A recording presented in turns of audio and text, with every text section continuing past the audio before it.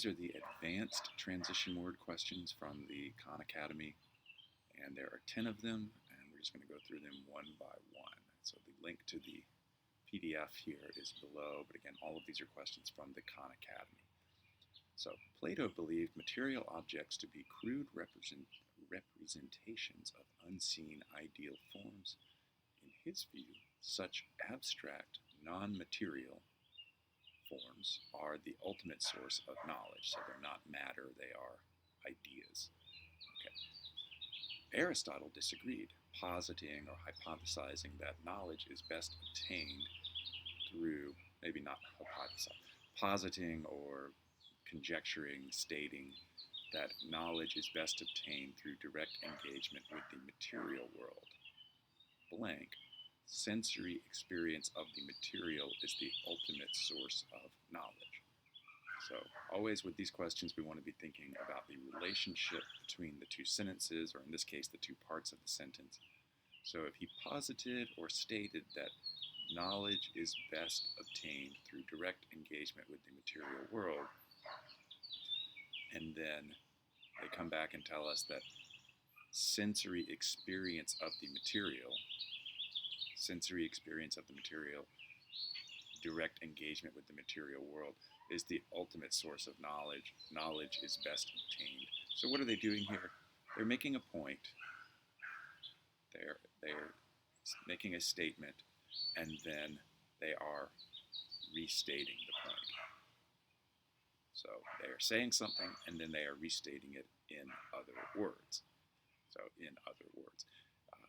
Usually when you have in other words as a transition, that means that you're going to see a simpler statement of something that maybe was more complex or more complicated. I don't really see that here, but the main thing is you're not going to get something that is more complicated than what came before. Meanwhile would mean you have two things happening at the same time. Admittedly, I think later on we'll see one that uses granted. That said would be another transition that has roughly the same meaning. You're conceding some point. There's a bit of a contrast aspect here. And admittedly and regardless, they're not exactly the same, but they're kind of close. Regardless, nevertheless, nonetheless, even so. Yeah, they're a little bit different, but they're both sort of contrasts. So the main thing here is neither one of them is correct in this case. Number 2, magnetic levitation or maglev trains are suspended above a track by powerful electromagnets, reducing friction and thus allowing for much faster speeds. Though maglev advocates in the U.S. have long imagined these trains crisscrossing the country, their dream remains unrealized, so it hasn't come to fruition or been, hasn't become a reality. So blank, of the handful of maglev trains currently in operation, all are in Asia, meaning none are in the US. So what are they doing here? Well, they're making a point, and they're not just restating it in other words, they are really kind of emphasizing, or to use a sort of informal slang term, they are doubling down on the point. So they're making a point and then they're emphasizing that point. And for that reason, we want to go with in fact. So in fact and indeed both have the same meaning. Where you're making a point and then you're emphasizing that point. Their dream remains unrealized. In fact, or indeed, all of these are in Asia, so again, none of them are in the US. To that end, I do talk about that in another video as a transition. That means basically to achieve this goal, or with this goal, with this objective, with this end in mind. Okay, and then that said, we just saw, and I'll just say again, that said, granted, admittedly, all kind of go together. Nevertheless, regardless, nonetheless, all go together, but in fact is our correct answer there. 3, when one looks at the dark, craggy vistas, what is craggy? Almost what it sounds like. You imagine rocks, like caves and rocks, mountainsides that have a lot of, oh boy, you can't tell what that is, but they're not smooth. They're the opposite of smooth. They're kind of bumpy and have lots of notches or ridges. Okay, when one looks at the dark, craggy vistas in Hitoshi Fugo's evocative photo series, one's mind might wander off to the cratered surfaces of faraway planets. Blank, it's the series' title, Flying Frying Pan, that brings one back to Earth, reminding the viewer that each photo is actually a close-up view of a familiar household object, a frying pan. So this one is a bit unusual. I would have had trouble characterizing this or maybe anticipating the right answer on this one, which is something I try to do because I always want to be thinking about how they relate as opposed to just passively plugging in answer choices. But our correct answer here is going to be ultimately. Why ultimately? Well, ultimately, in the end, what's it saying here? It's like, this might happen, but ultimately, when you step back and think about it, this brings you back to Earth. It's actually a frying pan. It's not faraway planets. Okay, so ultimately, I should make sure to add that to the transition word list that I assembled, if I didn't already do so. The other, so alternatively, while you're pointing out an alternative, consequently would go together with therefore, thus, and I think even accordingly we could throw into that bin, that category. Additionally, moreover, also, furthermore, we just don't have that kind of relationship here. So ultimately. Number 4, tulip mania, the rapid rise and sudden fall of the price of tulip bulbs in 17th century Amsterdam, is often cited as an example of the perils, the dangers of rampant excessive market speculation. However, recent research has demonstrated that the episode was neither as frenzied nor as disastrous has been thought. It was neither as, has been. The popular myths surrounding it, blank, should be regarded with some skepticism. Okay, so they're making a point, and then they're drawing a sort of, you could say a conclusion, an inference, something like that. And that means we want something like therefore. So therefore, thus, again, we just saw it in the previous page. So we're not pointing out a contrast, which would get rid of A or B, and then it's not an example. They're not giving an example of a previous point. So they're saying, because recent research has demonstrated this, the popular myths surrounding it should be regarded with some skepticism. So kind of, I said point, conclusion. You could also say kind of cause and effect. Okay, 5, as I've numbered it here. So these are not numbered on the Khan Academy site. This is just for the purposes of coordinating with the answer key I've put together. So some bacteria have developed mechanisms for resisting antibiotics. Bacteria, blank, produce an enzyme called beta-lactamase, which can cleave the beta-lactam ring in certain antibiotics. Okay, so they're making a generalization about some bacteria. So I know I've been using point a lot, but a generalization is a kind of point. A point is a very general way of characterizing things, but generalization, and then they're giving an example, a specific example, and that is that. So, for example, for instance, those are really the two main ones that you're going to see. Specifically is not quite the same thing. So I can't really think of any others that would work here, but yeah, that's a very common sort of relationship between sentences that are being connected. Number 6, seismologists so-and-so have proposed that magma fueling Iceland's more than 30 active volcano systems emerges from deep within Earth. The great depths involved mark Iceland's volcanoes as extreme outliers. So an outlier, that's a mathematical or statistical term, something that is unusual, that is outside the norm. In mathematical terms, if you have a set of numbers, 15, 16, 17, 19, 22, and 108, okay? That's an outlier. It's not like the others. Okay, so they mark that the volcanoes as extreme outliers. Blank, many of Earth's volcanoes are fed by shallow pockets of magma found less than 15 kilometers below the surface. So, okay, so what do we have here? Well, they're talking about some volcanoes. Let's say that this is the surface. Well, some of them are, let's say this is 1,000 feet. I'm going to just use these lines, 2,000 feet, 3,000 feet. Okay, so some of them are way down here, but many are found way up here. You know, that's 1,000, 15 would be almost right at that line, 15 kilometers, less than 15 kilometers. So if many of them are found here, that means that what they're doing here in this portion is kind of emphasizing the previous point, kind of doubling down in a sense, to use, again, that slang term. So the great depths involved mark these as extreme outliers. In fact, or indeed, many of Earth's volcanoes are fed by shallow pockets found less than 15. And so I think if one were to read this one a little casually, you might think, oh, there's a contrast here. Nearly 3,000 versus 15.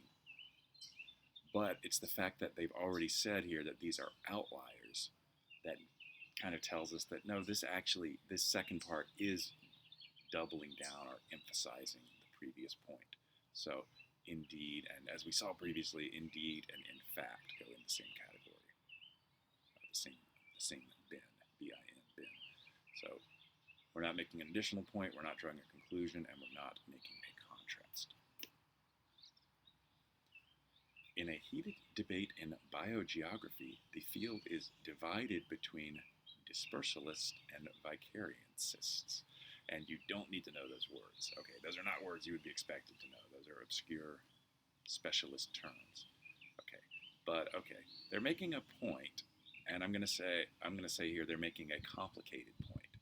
You know, they're using some or a kind of unfamiliar point, an obscure point, in the sense that those vocabulary words are not they're not words that the general reader, even the general advanced SAT test taker, is supposed to know. So what on earth are they saying? Well, they're saying that there are those who argue that dispersal, or sort of spreading out, is the most crucial determining factor in a species' distribution. I'm going to say you do want that S there. And those who insist that vicariance, separation due to geographic barriers, is this blah, blah, blah, blah. So that's not, we don't need that at all.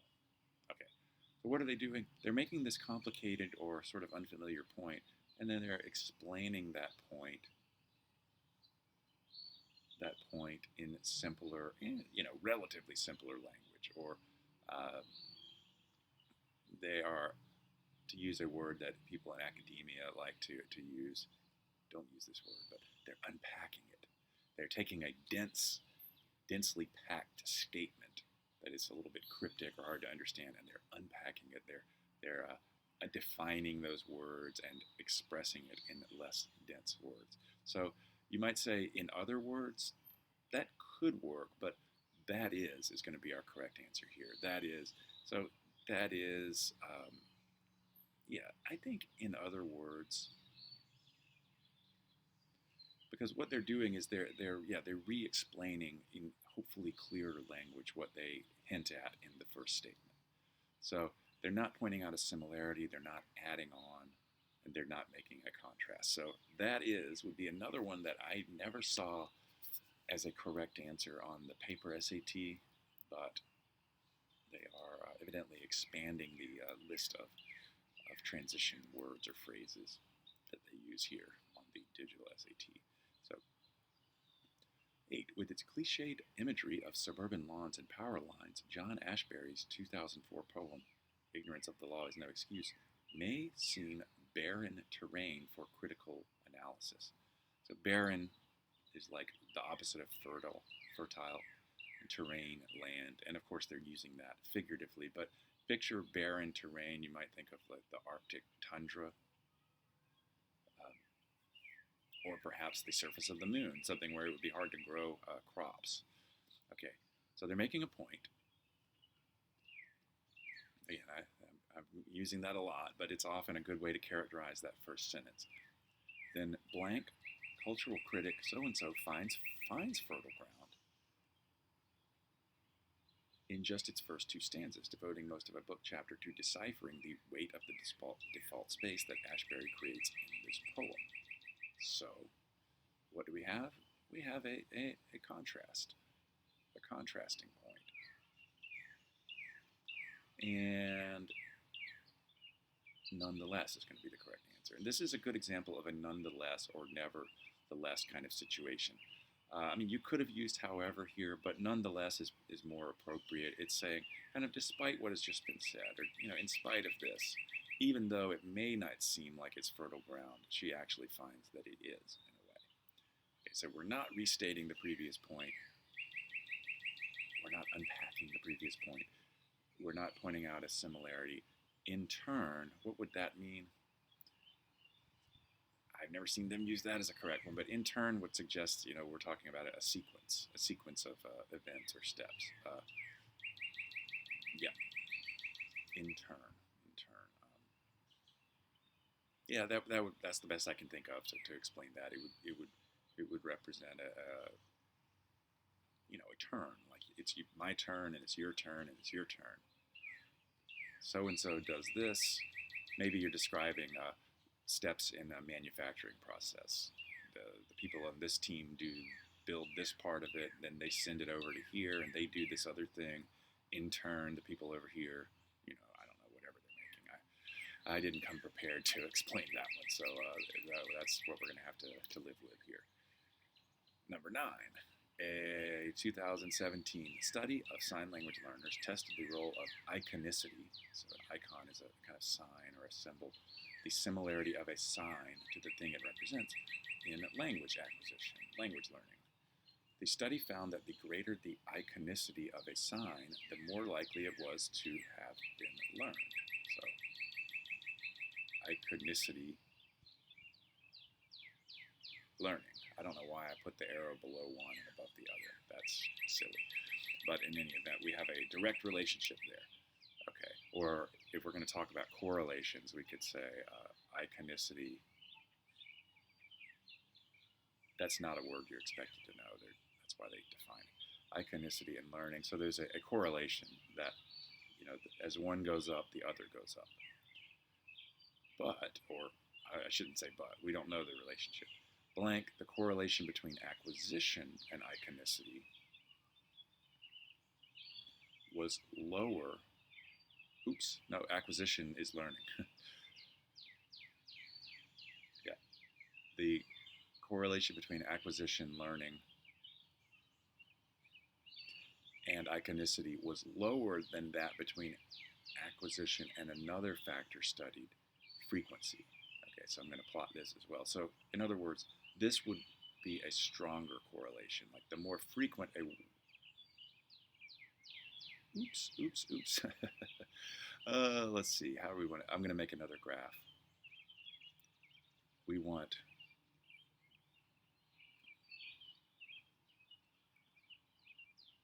frequency and learning. Or acquisition / learning and frequency. So the idea here is that we have a stronger correlation.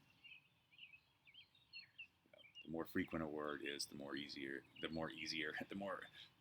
it is learned. And so, what are they doing here? Okay, this is another transition that I've never previously seen as a correct answer. A correct answer here is going to be granted. I don't think this is a great question, but we can still try to learn from it. So, pen is frozen. Granted, admittedly. Yeah, what are these doing? What are these transition words doing, or what do they signal? They signal that you're conceding a point. Say, okay, they're conceding that this is a relationship, conceding or admitting or granting that we have a relationship here, but it's not as strong as this other relationship. I think they could have, honestly, they could have said nevertheless or however. Not to say that granted or admittedly means the same thing as however or nevertheless, but these are going to be used again to you make a point, but then you're granting or admitting that there might be a possible objection, or that maybe that initial point is outweighed by some other point. Um, yeah, I think that's what I'd say here. But again, this is one, much like that is, that I never saw used on the paper SAT. Not to say that it was never used, but I never saw it in any of the tests that were released. Um, in fact, we've already seen, in other words, we've already seen, and then as a result, that would go along with therefore and consequently. So, one thing to keep in mind here is that the more of these that you know, the more likely you are going to be to be able to eliminate or use process of elimination in those rare cases in which you come across an unfamiliar word.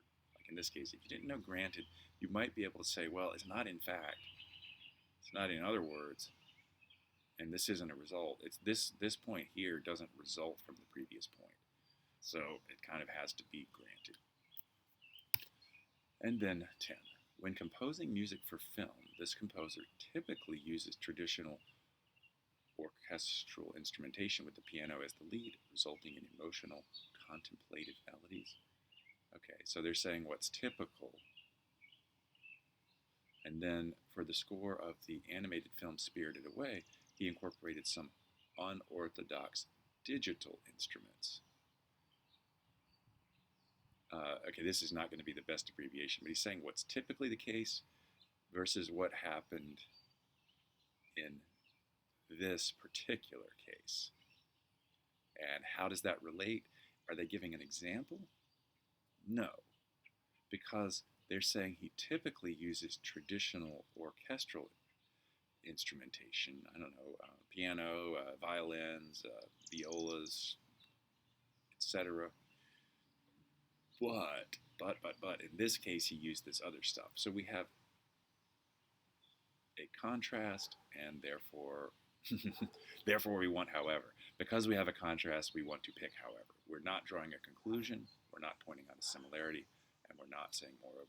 I felt like, for example, might have been a good trap answer on one like this, because a lot of times they'll say, oh, they typically do things this one way, and here's an example of that. But they're not doing that here. So always want to make sure we're reading the whole thing and really thinking about the relationship, as opposed to just sprinting over to look at the answer choices. Rushing over to look at the answer choices and trying to plug something in and think, hey, that sounds good. Because you want to remember, a transition is always a transition from one thing to another. And so it doesn't matter if a word sounds good in relation to the first part or the second part. It needs to work in conjunction with the whole, that WHOLE whole, the points that are being made and connected. And so that's why we want however.